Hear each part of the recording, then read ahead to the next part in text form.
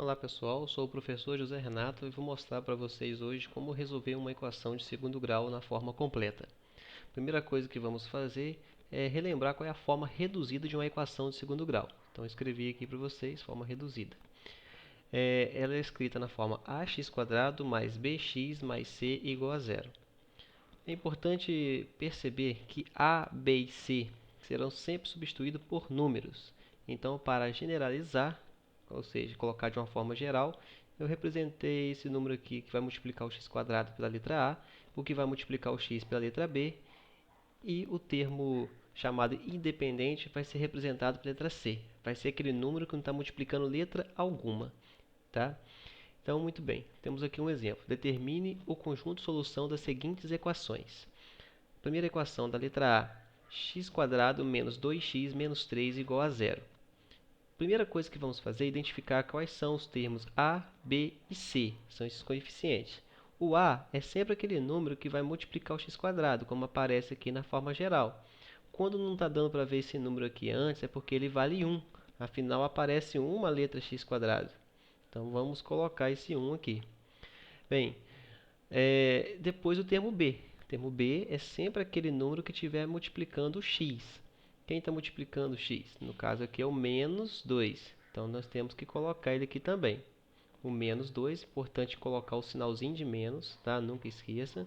E vamos colocar aqui também entre parênteses de uma vez, para quando for fazer a substituição não esquecer de levar esse parênteses junto. Sempre que for um número negativo, colocar entre parênteses. E depois o termo C. O termo C, no caso, ele vale menos 3. Também coloquei aqui entre parênteses. Não pode se esquecer de levar esse sinalzinho negativo aqui junto com o número quando ele for. Feito isso, você vai anotar a primeira parte da fórmula de Bhaskara, que é para achar o discriminante delta. Nosso primeiro objetivo é achar quanto vale delta. Para fazer isso, pegamos o valor do b e elevamos ao quadrado e subtraímos o produto de 4 pelo termo A pelo termo C. Muito bem. O delta será igual a menos 2 ao quadrado. Se eu escrever só dessa maneira, está errado, porque o termo b ele vale menos 2. Tem que colocar entre parênteses porque ele é negativo. E dessa forma, quem está ao quadrado é só o 2. O sinalzinho de menos não está ao quadrado. Então, por isso, vou ter que colocar isso aqui entre parênteses. Muito bem. E o restante na fórmula. O menos 4 repetiu aqui do mesmo jeito que estava antes. E agora, 1 e menos 3 são os valores do termo A e do termo C. Observe que o termo A vale 1, então coloquei aqui 1 no lugar do A. O termo C vale menos 3, então coloquei aqui no lugar do C o menos 3. Só que o menos 3 também do jeito que está aqui não fica legal, porque tem um sinal de multiplicação e de subtração juntos. Então, vamos colocar aqui o parênteses para distinguir. Então, estou multiplicando um valor negativo. Muito bem, feito isso, a primeira coisa que vamos resolver é a potência. Menos 2 ao quadrado é igual a 4.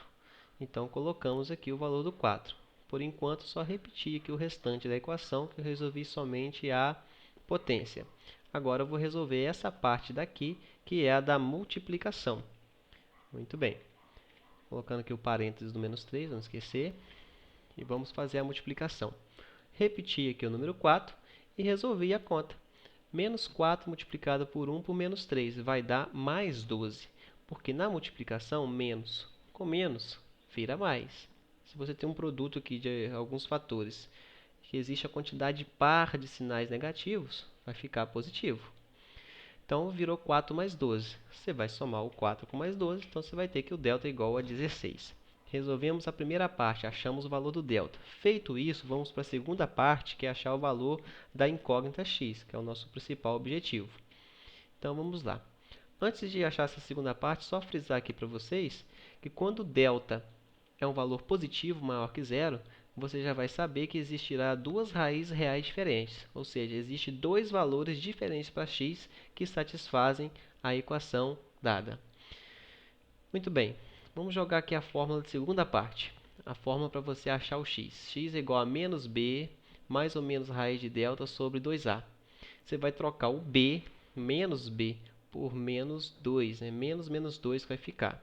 Da seguinte forma, ó.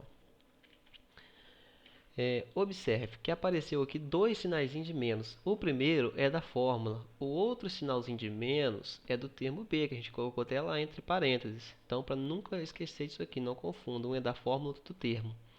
Mais ou menos está aqui e a raiz de 16 também está aqui aparecendo. Por que 16? É porque o delta, acabamos de descobrir que o delta vale 16. Então, no lugar do delta, eu coloquei o 16. Como estava sobre 2a, fica sobre 2 vezes o a que vale 1. Nós vimos no início do problema, a igual a 1, então troquei o a aqui por 1. Agora é só resolver a regrinha de sinal, menos menos 2, tirar a raiz de 16 e multiplicar o 2 por 1. Vai ficar da seguinte forma. 2 mais ou menos 4 sobre 2. Por quê? Menos com menos aqui virou mais, então esse 2 ficou positivo. Mais ou menos não mexeu, continua do mesmo jeito. E o 16, bom, raiz quadrada de 16 é igual a 4, né? Já que 4 vezes 4 é 16, a raiz de 16 é 4. E 2 multiplicado por 1, nesse pedacinho aqui, vai dar 2 mesmo.